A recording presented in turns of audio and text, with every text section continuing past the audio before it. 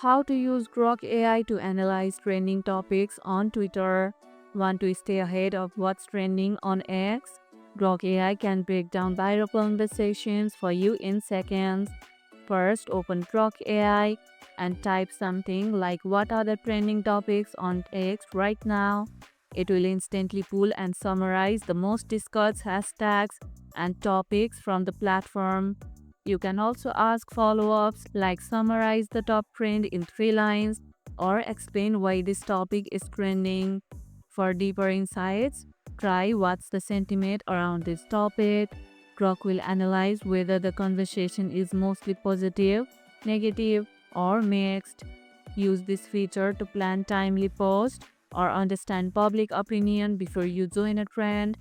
What's the most surprising trend you have seen on X lately? Share about it in the comments below. And that's how you can use Grok AI to analyze trending topics on X.